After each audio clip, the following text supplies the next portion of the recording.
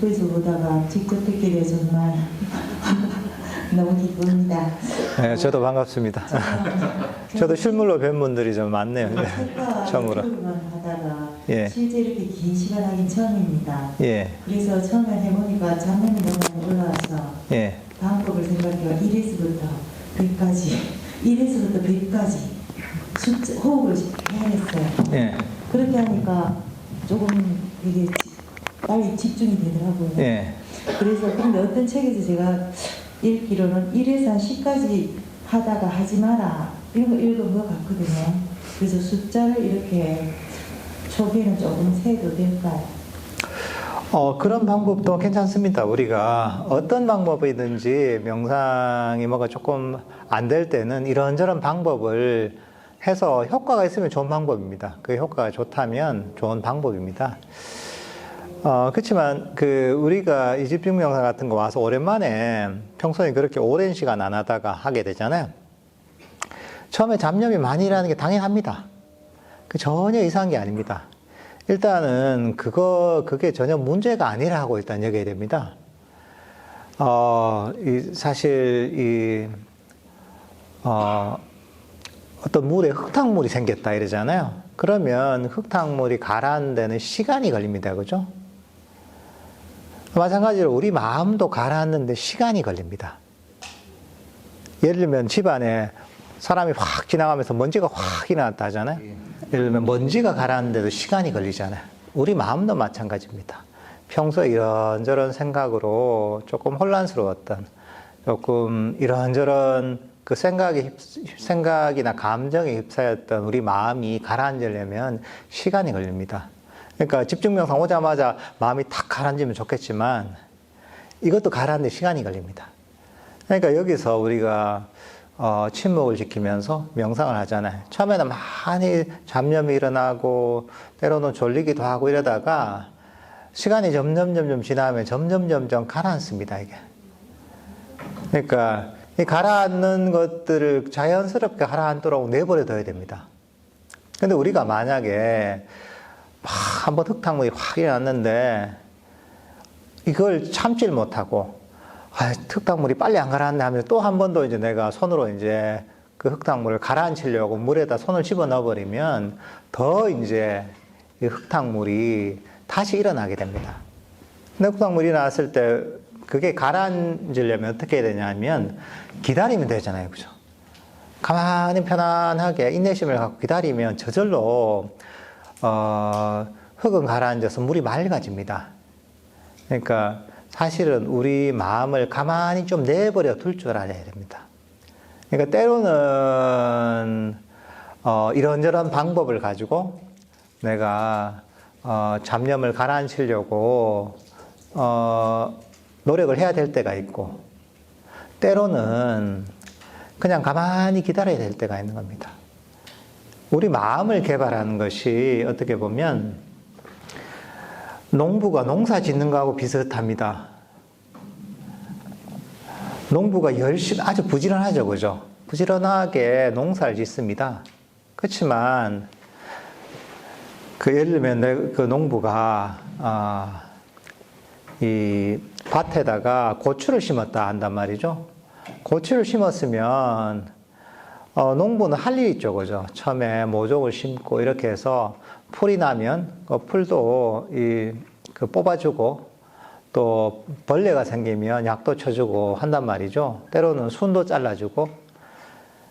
그렇지만 계속 이 고추가 있는데 거기에다 계속 뭘 하진 않는다고요. 때로는 할 일을 하고서 저절로 이 작물이 자라도록 기다리잖아요. 그죠?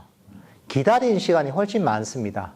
그러다가 또 이제 때가 돼서 이게 병충해가 올 것 같으면 약을 한번 쳐주고 또는 좀 기다리고 나서 때로는 또 잡초가 올라오면 잡초도 제거해주고 이래야 된단 말이죠. 그러니까 농부가 하는 일은 사실은 시간으로 보면 기다리는 시간이 제일 많습니다. 우리 마음도 비슷합니다. 우리 마음도 할 일은 해야 되겠죠. 번뇌가 생기면 번뇌도 버리고 때로는 주의력을 명상 주제에 두기도 하고 하지만 그러고 나서는 기다릴 줄 알아야 됩니다. 그러니까 그 농부가 농사를 짓듯이 우리 마음을 개발해야 됩니다. 때로는 이런저런 방법을 가지고 번뇌도 가라앉히고 생각도 가라앉히고 마음도 이렇게 저렇게 명상이 잘 되도록 노력해야 될 때도 있지만 그러고 나서는 저절로 우리 마음이 개발되도록 기다릴 줄 알아야 됩니다. 그러니까 사실 보통 처음에 우리가 명상을 할 때 하는 실수가 뭐냐 하면 자꾸 뭘 너무 많이 하려고 해요. 왜냐하면 마음을 가만히 내버려 두지 못하는 거죠. 그게 어떻게 보면 통제하는 마음입니다. 마음을 내 뜻대로 막 이렇게 저렇게 통제하려고 하는데 사실 그게 마음의 큰 장애가 됩니다. 그러니까 만약에 내 마음속에 한 10번 정도 이렇게 저렇게 하고 싶은 생각이 일어나잖아요. 그러면 한 8번은 그냥 가만히 내버려 두고 한 2번 정도만 하고 싶은 걸 하면 됩니다, 이게. 그러니까 요런 것들을 잘 이해해서 마음을 가만히 좀 내버려 두는 이런 연습도 사실 많이 해야 됩니다. 예. 고맙습니다. 예. 제 이름은 정기학입니다. 예. 저는 괴로움이 없습니다. 예.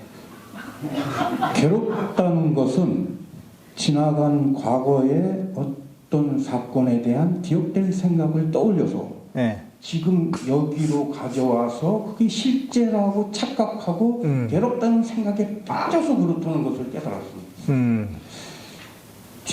지나간 과거에 기억된 생각은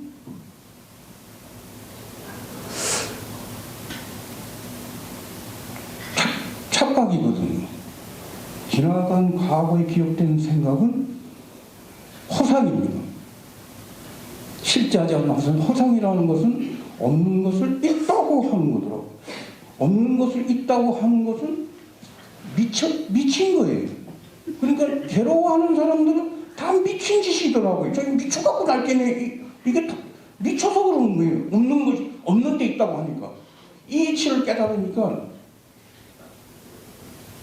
괴로울 수가 없더라고요. 왜? 미친 줄 아니까 내가 미쳤나 바로 티 나오니까.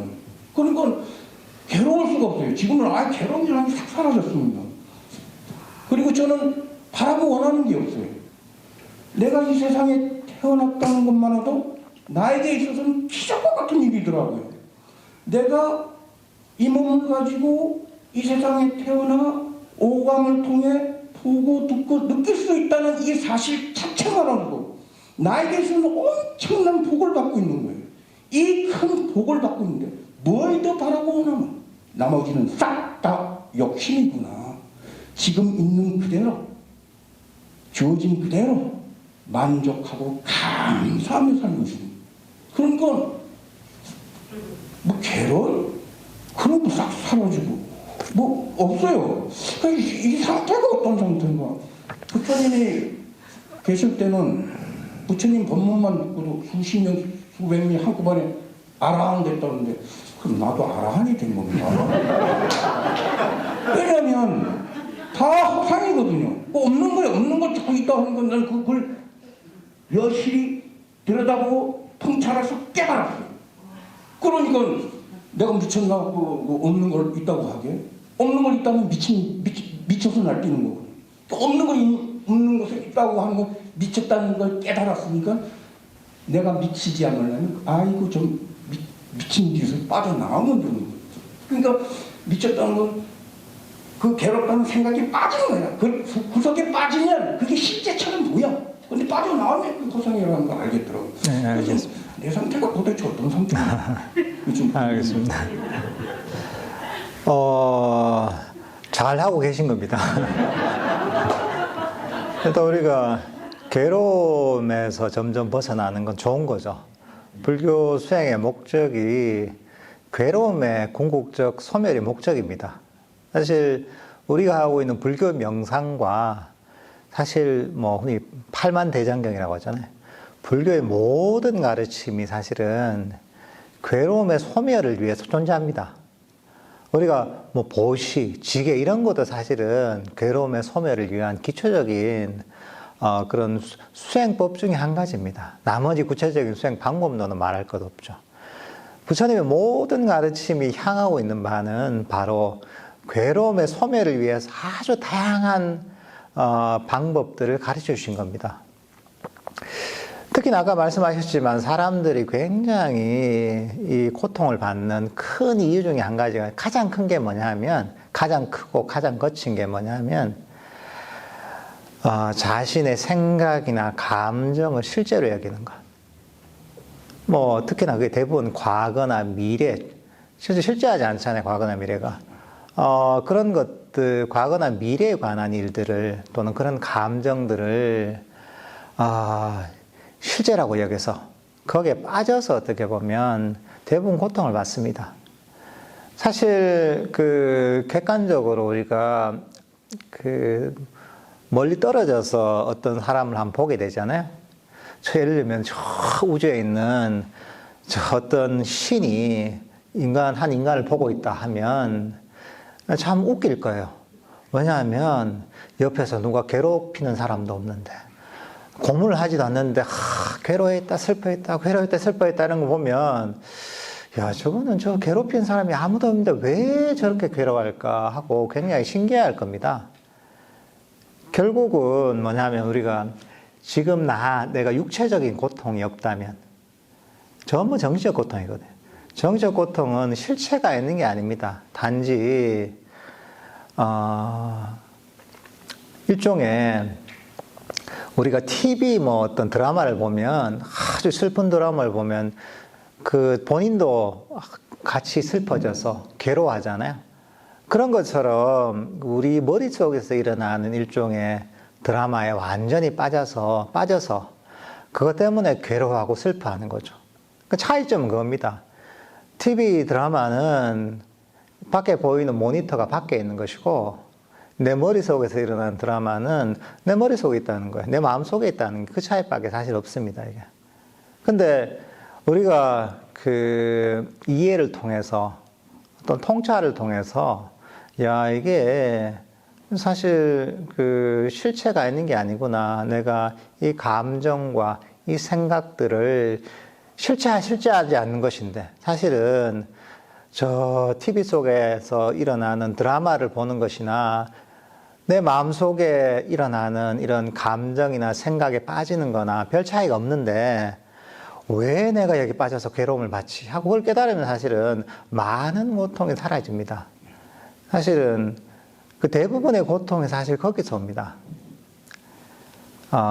이 생각이나 감정을 자기 자신과 동일시하는 것, 이걸 실체로 여기는 것. 그러면서 많은 괴로움에서 벗어나게 됩니다.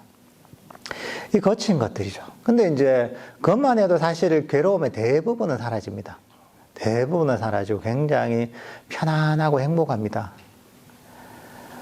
그리고 아까 말씀하셨다시피 이 괴로움이라는 것이 본질적으로 보면 불만족에서 대부분 생깁니다. 현재 나와 또는 내가 바라는 나 상태의 간극만큼 사실 괴로운 겁니다. 근데 만족하게 되면 사실은 우리가 괴로움에서 벗어나 행복해지죠. 이제 사실은 이게 굉장히 마음을 평화롭고 행복하게 만드는 방법입니다. 근데 사실은 이제 이것만으로 충분하지 않습니다. 이러면서 큰 괴로움이 사라지잖아요. 이게 완전히 사라지면 이거보다 좀 더 미세한 것들을 우리가 알 수가 있습니다. 그 수행을 통해 이걸 또 이제 또 버리게 되면 그보다 더 미세하고 또 근본적인 게 나타납니다. 그러니까 우리가 깊이 들어가려면 우리가 사실 일상을 살아가는 데는 과거와 미래만 버릴 수 있다면 또는 생각이 이제 실체가 아니다. 감정이 실체가 아니다. 이것만 사실은 알 수 있어도 일상의 괴로움은 대부분 사라집니다. 한 99%는 다 사라집니다. 그러니까 굉장히 편안하죠. 근데 이것만 하고 수행 안 하는 사람도 있어요. 괴로워하다가 이제 좀 편해지니까 안 하는 사람도 있는데, 근데 사실 이런 거친 것들이 사라지면 좀 더 미세한 게 보입니다. 그러니까 우리는 이게 어떻게 보면 이해를 통해서, 우리가 이 마음의 장애를 없애는 거거든요. 근데 이것만으로는 불충분합니다. 아주 깊이 가지 못합니다. 이건 어떤 것이냐면, 일종의 이제 치에, 일종 윗바사나적인 측면입니다. 이해를 통해, 어떤 장애, 마음의 괴로움을 일으키는 장애를 없애는 것이죠. 근데 이것만 있으면 깊이 못 들어갑니다. 예를 들면, 이런 것은 이 불꽃과 같은 겁니다. 지혜라는 것은 빵 먹어 터지는 거죠. 불꽃 또는 폭발과 같은 것인데, 만약에 어떤 폭발이라는데 화약이 적잖아요. 그죠? 어릴 때 저희는 막 그 포금탄이라고 혹시 아시는 분 그런 걸 막 갖고 놀았거든요. 그런 걸 불 붙여서 탁 던지면 빵 터지는 게 있어요. 애들 갖고 노는 거. 근데 이제 화약이 적으면 그 정도의 폭발인 거죠. 그것도 폭발은 폭발이죠. 그렇지만 예를 들면 그게 뭐 화약을 막 손톱만큼 이제 넣어서 터뜨리면 훨씬 더 폭발이 크겠죠. 예를 들면 그보다 예를 들면 수류탄 하나 던지면 폭발이 더 크겠죠. 근데 만약에 이제 화약이 더 큰 어떤 포탄은 정도가 되면 폭발이 훨씬 크겠죠, 그죠? 나중에 이제 뭐 그 화약은 아니지만 어쨌든 뭐 원자폭탄 같으면 엄청난 이 폭발력 있잖아요. 그런 어떤 이 화약과 같은 역할을 하는 게 뭐냐면 삼매입니다. 삼매가 있어야지 지혜가 강력하게 폭발할 수 있습니다. 지혜가 폭발하는 그 크기에 비례해서 우리의 번뇌, 우리의 장애들도 그만큼 부셔져 나갑니다. 그러니까 이 강력한 통찰과 강력한 지혜를 통해서 우리 번뇌들을 폭발시키기 위해서는, 부수기 위해서는 강력한 삼매가 필요합니다. 그래서 부처님께서도 항상 가르침을 주실 때 지혜만 얘기하지 않거든요. 지혜와 더불어서 삼매를 항상 얘기합니다. 그 바탕은 개가 됩니다. 계율이 바탕이 돼서. 그게 없으면 지혜도 삼매도 제대로 개발될 수 없습니다. 왜냐하면 그게 개가 어떻게 보면 수행의 기초와 같거든요. 개를 바탕으로 해서 삼매와 지혜를 함께 개발해야지 서로 상승작용을 일으키면서 아주 깊이 있는 수행을 개발할 수가 있습니다. 그러니까 아까 말씀하신 그런 지혜를 통해서 우리의 마음의 장애, 번뇌를 버리는 이런 것도 필요하고, 그런 어떤 지혜와 통찰을 강력하게 만들기 위해서는 더불어 삼매를 함께 개발해야 됩니다. 그러면 그 삼매의 힘을 통해 정신적 힘이 굉장히 강력해지고 마음 챙김이 강력해집니다. 그 강력해진 마음 챙김을 통해서 이게 어떻게 보면 태양과 같은 거거든요. 그것을 통해서 우리 마음에 어둠과 같은 그런 어떤 번뇌들을 모두 밝힐 수가 있는 겁니다. 이게 그렇게 이해하시면 되겠습니다. 예. 예, 또 질문하시면 됩니다. 예.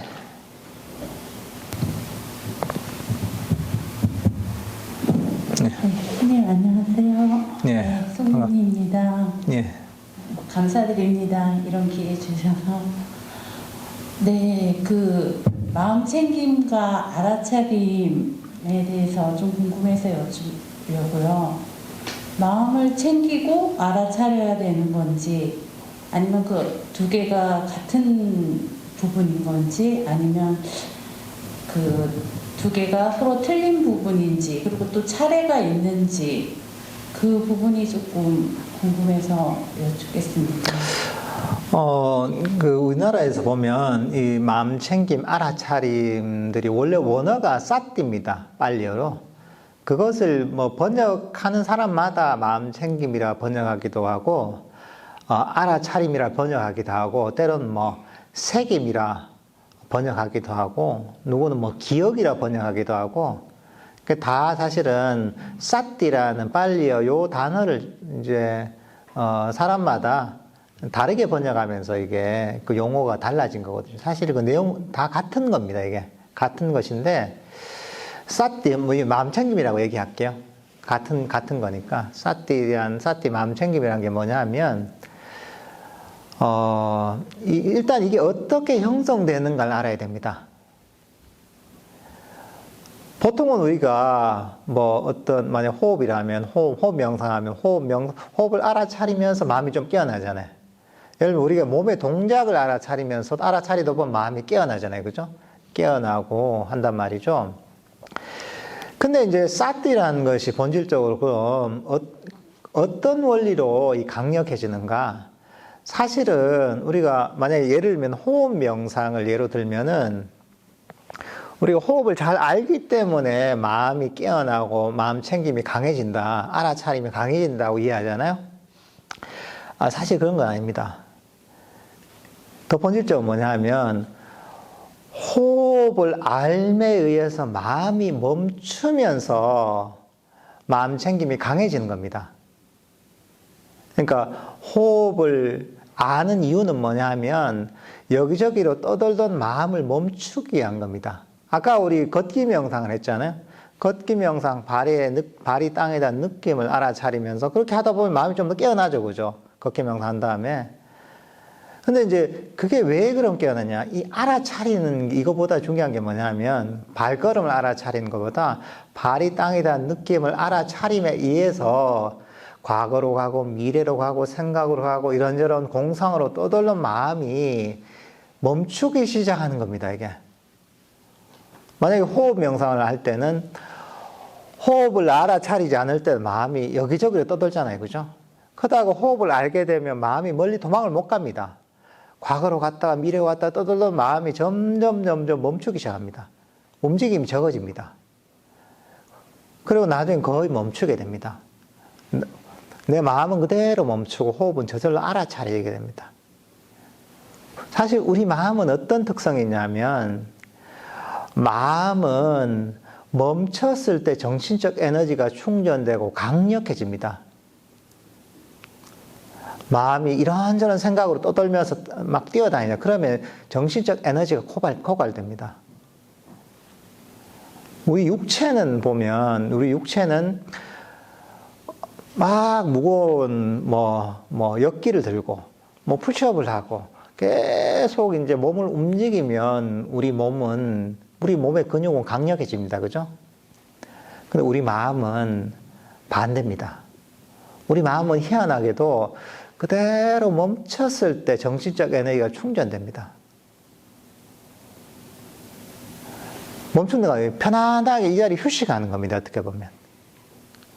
호흡을 할 때도 호흡을 쫓아가잖아요. 알아차라 이러면 마음이 오히려 피곤해집니다.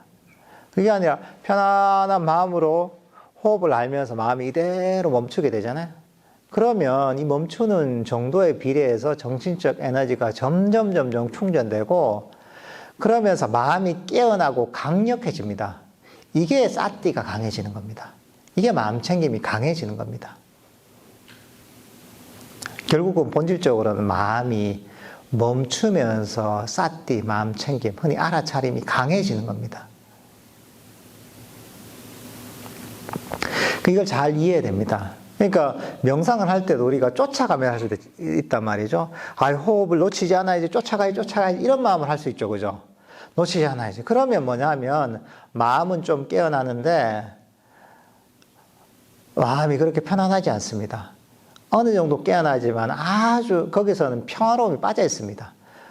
들떠 있으면서 조금 깨어납니다. 그렇지만 그건 한계가 명확합니다. 근데 그게 아니라 편안한 마음으로 과거도 버리고 미래를 버리고 편안하게 호흡을 친구처럼 여기면서 편안하게 그냥 가만히 알잖아요. 쫓아가는 게 아니라. 그러다 보면 마음이 점점 멈추게 됩니다. 멈추게 되면 아까 말씀드렸다시피 정신적 에너지가 충전되고 그러면서 그런 어떤 이 평화로운 에너지가 충전되면서 마음이 강력해지고 깨어납니다. 알아차림이 강해집니다. 이러면서 마음 챙김이 아주 평화로운 마음 챙김이 강해집니다. 불교적인 마음 챙김, 순수한 마음 챙김은 이렇게 개발됩니다. 근데 우리가 어떤 걸 쫓아가지 않으면 어떻게 됩니까? 마음이 편안하게 쉬어야 됩니다. 그래서 우리가 유도 명상할 때도 릴렉스하라 하잖아요. 마음이 편안하게 몸과 마음의 긴장이 풀릴 때 마음이 멈춥니다. 이런 편안한 마음으로 명상 주제를 알아차리다 보면 마음이 딴 데 도망가지 않고 이 자리에 멈추게 됩니다. 그러니까 우리 불교 수행을 한편으로 보면 마음이 점점 멈추는 과정이라고 할 수가 있습니다. 거기에 비례해서 마음 챙김은, 아주 평화로운 마음 챙김은 점점 강력해집니다.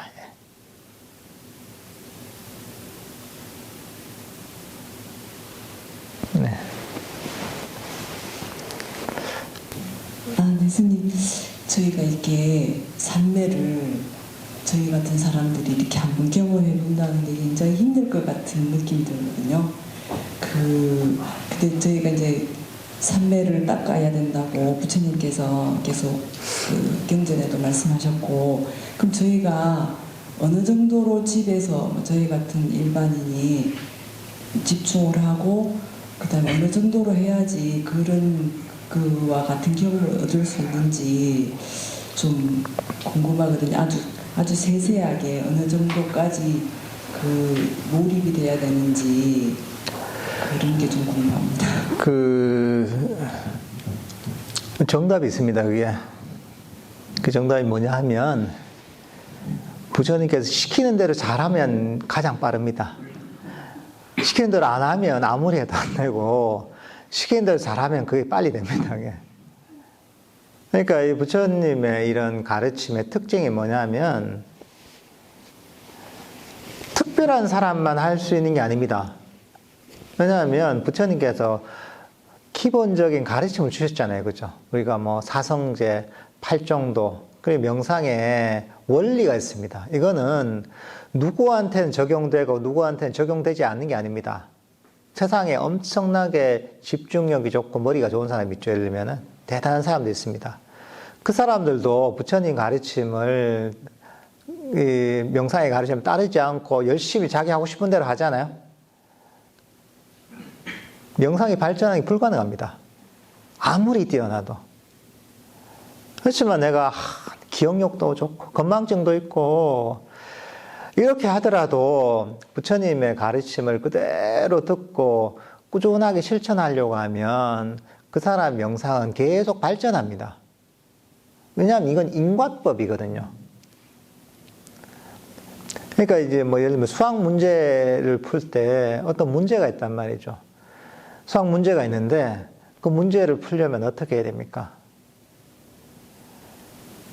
그 수학 문제를 풀 수 있는 공식을 이해해야 된단 말이죠. 그 공식을 잘 이해해서 그 공식을 그대로 문제에 적용시키면 내가 IQ가 80이 됐든 IQ가 150이 됐든 내가 기억력이 좋든 기억력이 나쁘든 나이가 적든 나이가 많든 누구나 그 공식을 그대로 적용시키면 그 문제를 풀 수가 있습니다. 부처님 가르침의 속성이 이렇습니다. 그러니까 배운 대로 잘 그대로 적용시켜야 됩니다. 근데 이게 내용이 엄청나게 복잡하거나 그러지 않습니다. 결국은 이게 우리가 불교가 되게 복잡해 보이잖아요. 그죠? 엄청나게 어려워 보이잖아요. 근데 그 이유는 뭐냐 하면 실제로 이거는 이론에서 나오는 게 아닙니다. 체험에서 나온 겁니다. 체험에서 나온 건데 이 체험을 설명을 하잖아요. 이 사람한테 이렇게 설명하고 저 사람 저렇게 설명하고 사람이 다 다르잖아요. 그러니까 체험은 설명하는 게 무한대입니다. 8만 대장경이 아니라 이게 16만 대장경도 나올 수가 있습니다. 왜냐하면 체험을 설명하면 무한대거든요. 사람에 따라. 그렇지만 그 체험이 복잡한 건 아니죠. 내가 체득하면 너무나 심플하고 단순한 거죠. 그리고 그 마음의 원리는 아주 심플합니다. 명상의 원리는 사성지 8정도 배웠잖아요. 마음의 장애, 탐진치를 버리는 것. 5가지 장애를 버리는 것. 이게 어떻게 보면 불교 수행의 길입니다. 그 원리는 아주 심플합니다. 누구나 사실 이해할 수 있습니다. 근데 왜 이해하지 못하냐? 내가 평소에 내가 마음 쓰던 대로 그런 방식으로, 그런 관점으로 불교 수행을 이해해서 내 하고 싶은 대로 하니까 이게 안 되는 거예요. 그러니까 이해도 안 되고 실천을 해도 잘 안 되는 게 내 하고 싶은 대로 해서 그런 겁니다. 내 습관대로. 근데 그게 아니라 부처님의 가르침, 불교 수행의 원리를 정확하게 해서 그 가르침 그대로 실천하면 꾸준하게 발전할 수밖에 없습니다. 처음에 아무리 내가 지금 내 수행을 못한다 해도 전혀 문제가 안 됩니다. 내가 배운 대로 그대로 실천하면 점점 발전하게 되어 있습니다. 예를 들면 아까 제가 얘기했던 명상을 하면서 만족하라 이런 마음 있잖아요. 예를 들면 명상을 만족만 해도 사실은 계속 발전합니다. 예를 들면 자애심을 일으키라고 했잖아요. 자애로운 마음을 가지고 조건 없이 모든 것들을 자신이 됐든 남이 됐든 나의 명상이 됐든 조건 없이 있는 그대로 받아들이고 포용하고 용서하는 이런 마음을 가지고 명상을 하라 했잖아요. 그렇게 노력만 해도 계속 발전합니다. 근데 보통 그렇게 안 합니다, 이게. 조금 하다가 이제 자기 하고 싶은 대로 하니까 그게 문제인 거야. 그러니까 제일 중요한 거는 이 가르침을 정확하게 해서 배운 대로 실천하는 게 제일 중요합니다. 그 사람의 개인적인 능력은 별로 중요하지 않습니다. 아무리 뛰어난 사람, 아무리 대단한 사람이더라도 이 사람이 정말 무슨 20대 노벨상을 받을 수 있는 사람이라도 불교적인 수행의 원리를 이해하지 못하고 실천하지 않는다면 그런 사람도 명상을 통해서 명상이 발전하는 불가능합니다. 그러니까 사실 부처님의 법이 정말 소중하고 위대한 겁니다. 이 가르침이 없다면 아무리 뛰어난 사람도 아무리 노력해도 우리가 궁극적인 깨달음에 이른다는 건 불가능합니다. 한편으로 보면 그러니까 얼마나 이 부처님 법을 만나서 바른 수행의 길을 아는 사람은 너무나 좋은 거죠. 따라가기만 하면 되는 거죠. 배운 대로. 내가 능력이 부족하고 내가 이해가 부족하고 내가 나이가 많고 나이가 적고 남자고 여자고 전혀 따질 게 없습니다. 이거는 이 보편적인 가르침이고 그 가르침의 길을 그대로 따라가면 누구나 그 길로 점점 발전하게 되어 있습니다. 그러니까 내가 명상이 언제 될까 이런 거 전혀 걱정 안 하셔도 됩니다. 우리가 신경 써야 될 것은 내가 이 순간에 법을 바른 수행의 길을 잘 이해해서 그대로 잘 실천하고 있는가 거기에 이제 초점을 맞추시면 좋을 것 같습니다.